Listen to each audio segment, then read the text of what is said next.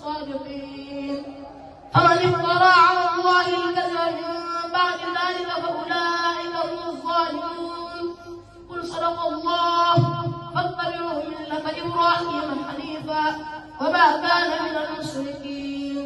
إن أول بيت وضع للناس للذي بكة مباركا وهدى للعالمين فيه آيات بينات مقام إبراهيم ومن دخله كان آمنا ولله على الناس حج البيت من استطاع إليه سبيلا ومن كفر فإن الله غني عن العالمين. قل يا أهل الكتاب لم تكفرون بآيات الله والله شهيد على ما تعملون. قل يا أهل الكتاب لم تصدون عن سبيل الله ولا من تبغونها عوجا وأنتم شهداء والله غافل عما تعملون. يا أيها الذين آمنوا إن تطيعوا فريقا من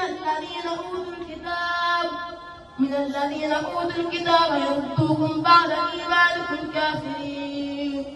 وكيف تكفرون وأنتم تتلى عليكم آيات الله وفيكم رسوله ومن يعتذر بالله فقد هدي إلى صراط مستقيم.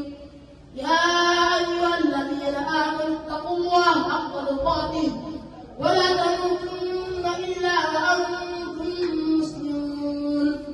واعتصموا بحبل الله جميعا ولا تفرقوا واذكروا نعمة الله عليكم إذ كنتم أعداء